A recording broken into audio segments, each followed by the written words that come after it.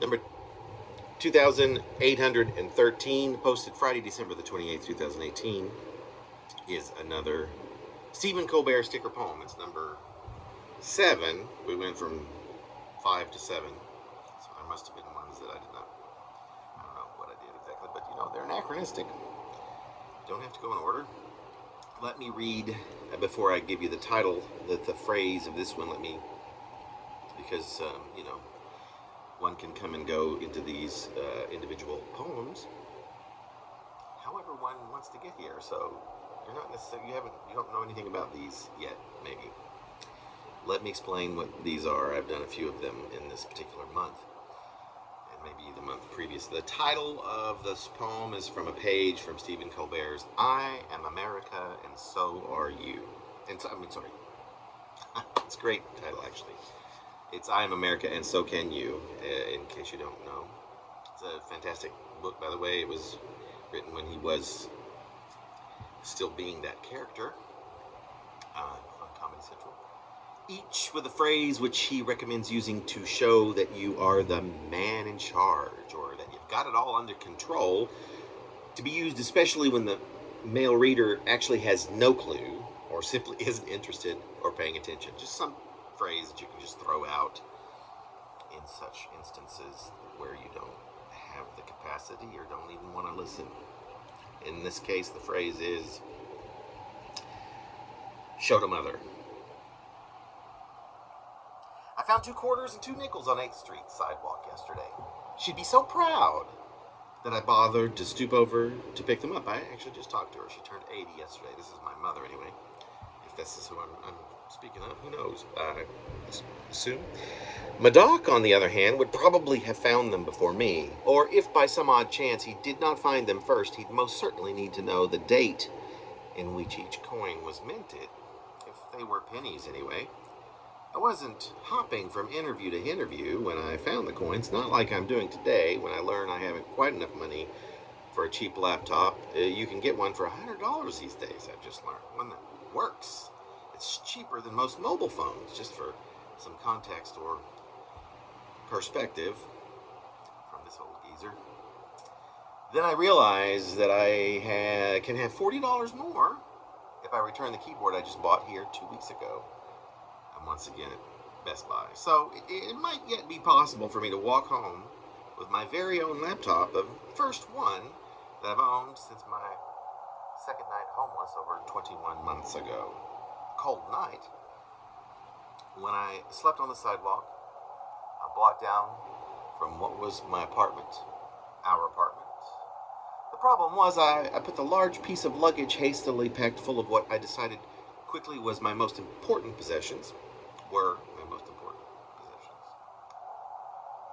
which included several iPhones, my laptop, a few of my favorite clothes, a few bathroom supplies. Coco the Loco, who was a cat, who for 9 years had never been my sole responsibility, was never even my idea to adopt in the first place because someone else beat me to the punch shortly after Sepia, the cat, passed away. All these were in my large suitcase, along with some completely random items from the apartment, stuff I'd been able to gather from the bulk of all that was in there, 1/3 of which was not mine, but had been left there by the deadbeat terror.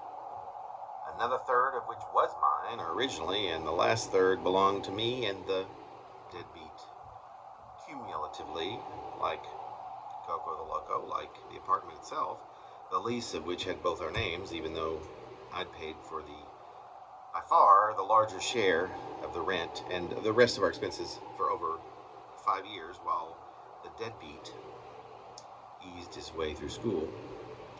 And of this, it was really more than 5 years, more like 10 years. And of this disparity of items, I'd been able to pack up and get to the U-Haul truck from about 1/3 of the material that resided in the apartment with us, which included only a portion of what I had accumulated in 50 years of living, which was perhaps 1/3 of what had been in the apartment before being assaulted by the apartment manager, because thanks to the most extreme panic attack I can recall, I said I need to take a quick trek to the emergency room. It's true story. As a manager, a guy for whom I sung praises for being the best, empathized with his work, spent hours talking with him about AC/DC concerts, and who had gotten intimate with some of the stragglers who invariably stayed with me during their hard times. I'm told many of the advances were unwanted, but cannot attest to the veracity of that. Had me in a neck hold, lifting me up to the roof of the cabin of the U-Haul truck, refusing to let me take the short 5-block trip to St. Francis at least, until I screamed at the top of my lungs, "Police! Police! Police!" And lo and behold, the police very quickly arrived, and I was able to escape the horror of being there, excavating the history of my life. Once I was able to leave, I parked in the St. Francis parking lot until I stopped hyperventilating, then drove in to the Sunset to sleep for the night in the U-Haul truck, where I discovered the next morning I had a flat tire. Backing up a bit, I'd only gotten about a third of the material that was in the apartment in which I'd lived for 13 years, about a third of which was mine in the first place, but all of which I paid to be stored for a year, only to have it all auctioned off. My entire poetry library.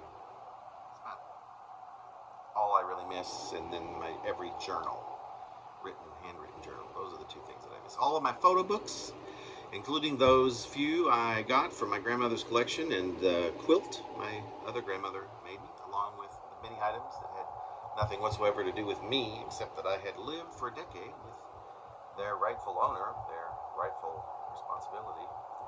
They'd just been left for me to take care of. And after a year of making payments, while homeless and jobless, to keep the items in storage, I lost every item after missing a couple of months' payments, after which all of the items were apparently taken and auctioned off in some horribly impersonal manner to the highest bidders.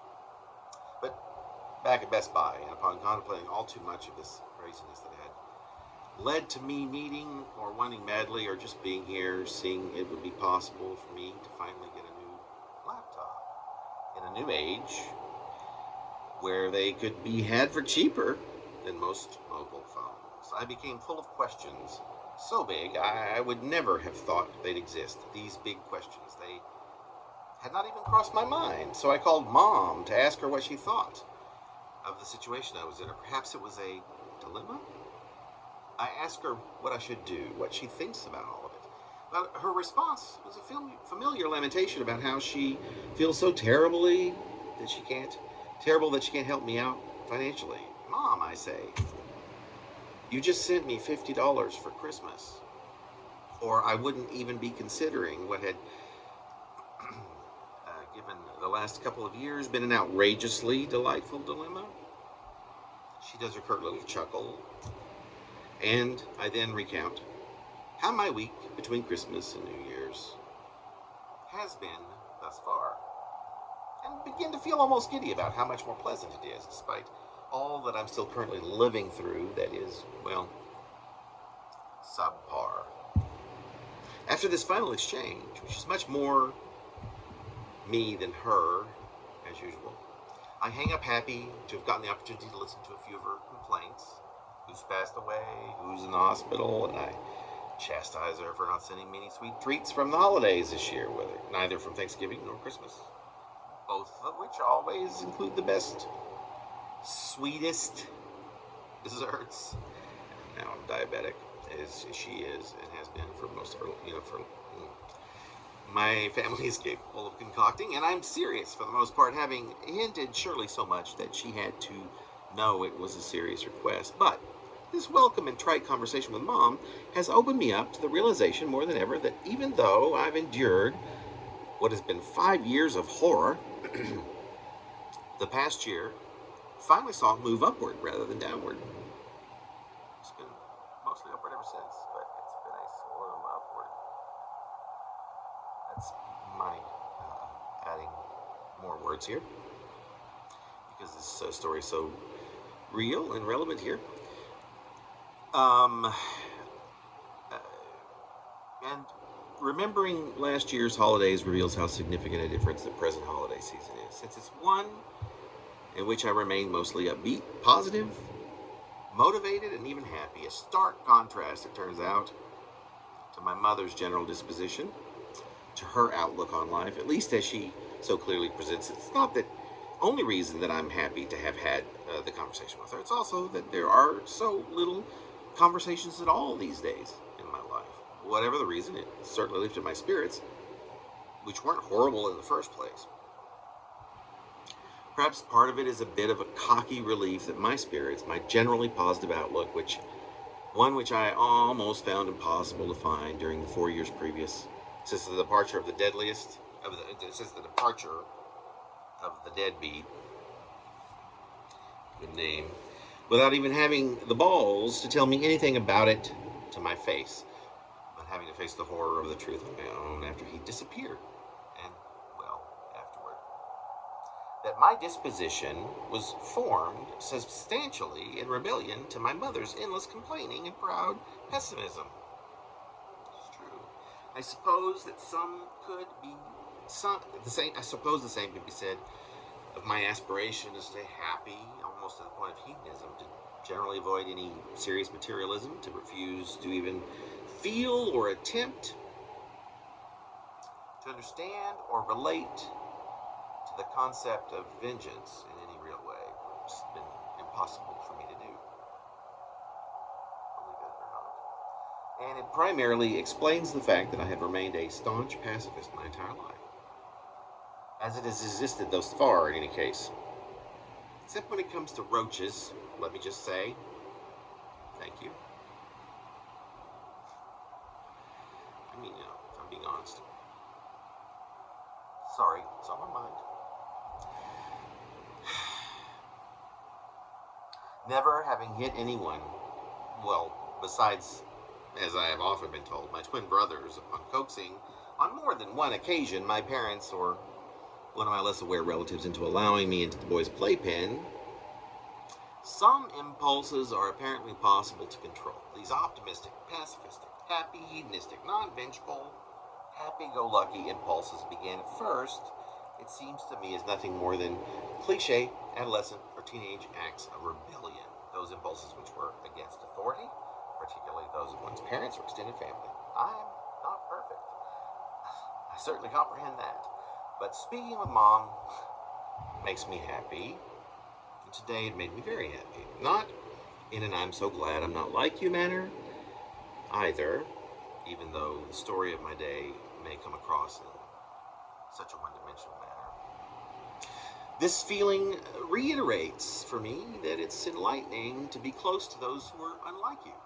I truly believe that. And sure, it's funny that unlike might apply just as intensely, if not more, to family members, to those closest to you, as those from the opposite end of the earth, with whom you've not even language in common. Family, and it's very, very, very true. Family, like perfect strangers from radically different cultures, we have so much in common. And boy, are we different. Way different. But when you think about it, as I am at the moment, we're related to each person on this planet. Imagine the commonality and what we might learn from the differences. Mom reminds me who I am every time I have the joy of her presence, be it face-to-face, flesh-to-flesh, or, as it most often is these days, ear-to-ear.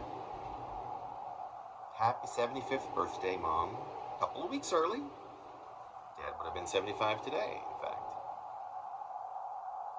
Here's to as many more conversations as you can withstand. I love you for who you are and for who I am.